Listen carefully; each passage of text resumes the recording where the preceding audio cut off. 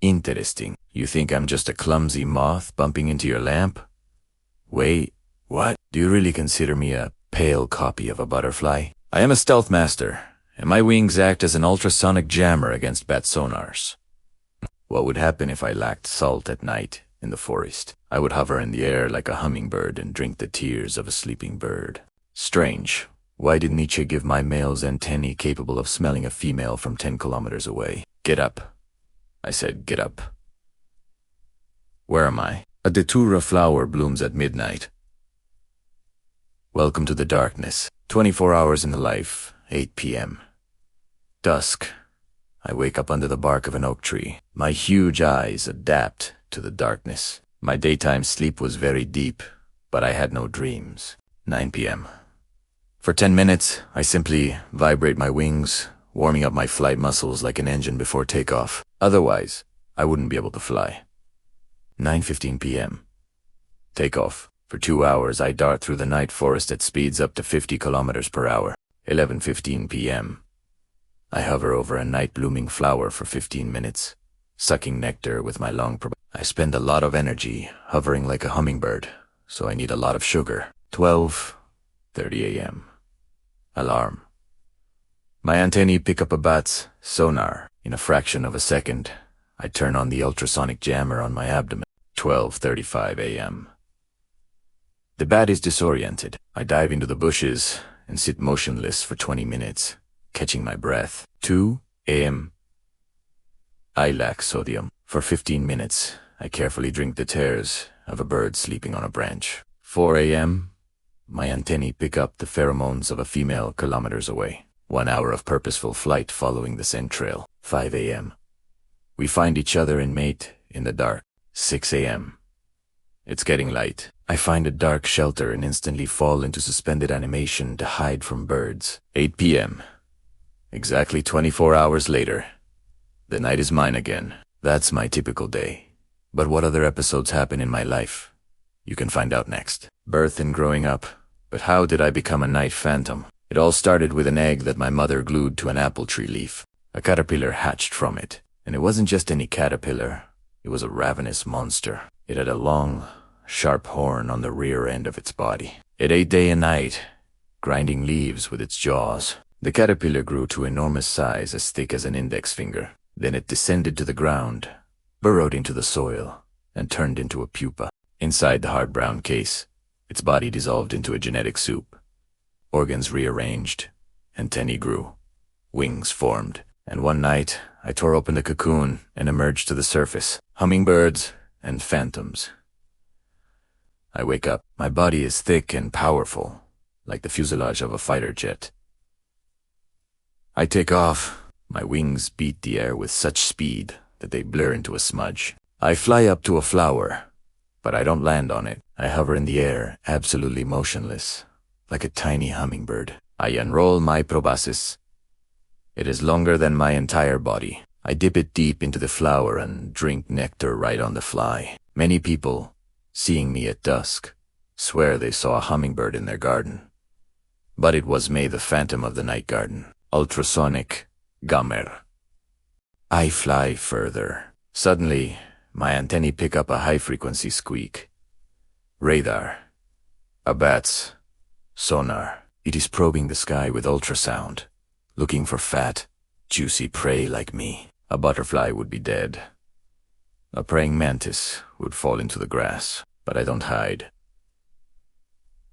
I engage in combat. I have special timbal organs on my thorax. I sharply contract the muscles and emit a powerful pulse of ultrasound in response. Click. I literally jam the bat's sonar. My signal mixes with its echolocation, creating interference in its brain. The bat is disoriented. It thinks I am half a meter to the left of where I actually am. It snaps its jaws on empty air, and I calmly fly away. Electronic warfare in the insect world. The vampire that drinks tears, but nectar is only sugar. And I need salt and minerals to lay eggs. Where do I get salt at night in the forest? I fly to a tree where a flock of birds is sleeping. They are fast asleep, their beaks tucked under their wings, but their eyes are slightly open. I fly up to a sleeping bird.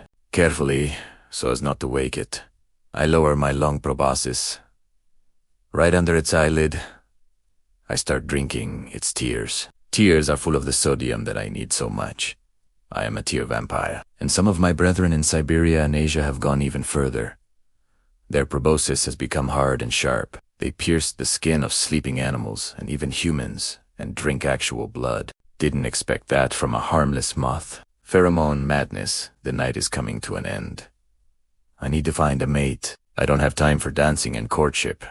I am a female. I release a cloud of pheromones into the air. This is an incredibly powerful chemical weapon. The males of my species possess huge, feathery antennae resembling ferns. They can smell a single molecule of my pheromone from several kilometers away. Hundreds of males, like hypnotized zombies, fly towards my scent through the forest, ignoring bats, wind, and rain. The fastest one finds me, and we mate in the dark. In the morning I will lay eggs, from which huge, fat caterpillars with a horn on their tails will hatch, and I will hide under the bark to wait for the next night. Predators and diseases, bats are my main, but not my only, enemy. Owls have silent flight and can snatch me with their talons right in the air. Nocturnal spiders weave colossal webs, but here I have a secret. My fluffy scales. If I fly into a web, the scales stick to the web and easily tear off my body. I leave the spider with nothing but dust, and I break free from the trap. We are also attacked by parasitic wasps, ichneumon wasps. They find our caterpillar and lay eggs right inside it. The wasp larvae will eat the caterpillar alive from the inside, avoiding vital organs until the very end so that the caterpillar stays alive as long as possible. Winter and waiting adult moths in temperate latitudes cannot survive the winter. We die in autumn, but we leave our legacy underground or in fallen leaves. Our pupae can remain in a state of deep diapause winter hibernation for up to 8 months. They freeze. The heartbeat slows down almost to zero. Only the warm spring sun will signal the hormones that it's time to wake up. Some moths, on the other hand, fly away. Do you think only birds migrate? The death-set Hawkmoth flies from Africa to Europe for thousands of kilometers, crossing seas to spend the summer in the north. Old age and death, I will only live for a couple of weeks. I don't have time for a long life. With every night of flight, my wings will wear out. The thin, fluffy scales will fall off, exposing the transparent membrane. The sonar jammer will become weaker. My muscles will get tired. One night, a bat will finally break through my defenses, or I will simply land on the tree bark at dawn and never wake up again. The meaning of life, you admire butterflies, but forget about us. Yet we are the main nocturnal pollinators on the planet. A huge number of flowers bloom only at night and smell stronger specifically to attract us. Without us, dozens of species of orchids, yucca, and many fruit trees would disappear. We are a crucial element in the diet of bats and nocturnal birds. We don't just fly towards the light. We bring life in the darkness. While you sleep. Author's note: moths, Heterocera, are a massive group of insects whose species diversity far exceeds that of butterflies. This scenario includes features of several amazing families: hawkmoths, Sphingidae, tiger moths, Arctinae, and owlet moths, Noctuidae. Is it true that they jam bat radars? Yes, this is one of the most incredible examples of an evolutionary arms race. Tiger moths, Arctinae, possess timbal organs. When they hear a bat's ultrasound, they emit a responding series of high-frequency clicks, up to 4,500 clicks per second. This literally jams the bat's sonar, acoustic jamming. The bat cannot accurately determine the distance to the moth and misses. Is it true that moths drink tears and blood? Yes, this phenomenon is called lacryphagy. Males of many moth species lack sodium and amino acids, which are not found in flower nectar. Therefore, they land on the eyes of sleeping birds, crocodiles, and even elephants, and use their long proboscis to drink their tear fluid. And moths of the genus Calyptra, vampire moths, found in Asia and Siberia, have evolved further. They are capable of piercing the thick skin of mammals, buffalo, and even humans with their armored proboscis and sucking real blood. How can they smell scents from several kilometers away? Males of some species, like emperor moths, have enormous feathery antennae. These antennae are studded with thousands of microscopic receptors, sensilla. They are so sensitive that they can detect the presence of a female by scent, pheromones, from a distance of up to 10-11 kilometers, even if there are only a few molecules of the substance per cubic meter of air. Why are they so fluffy? The hairs and scales on a moth's body serve two functions at once.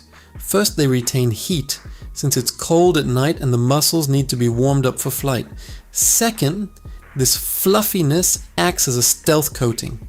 The soft scales absorb the bat's ultrasonic waves, making the moth less visible on the predator's radar, reducing the detection radius. Can you keep moths, hawk moths, as pets? Yes, breeding hawk moths from caterpillars is a popular hobby. Caterpillars need a spacious container and a lot of fresh leaves, depending on the species. When the moth hatches, you will have to hand feed it honey syrup, as it is difficult for them to find food in captivity.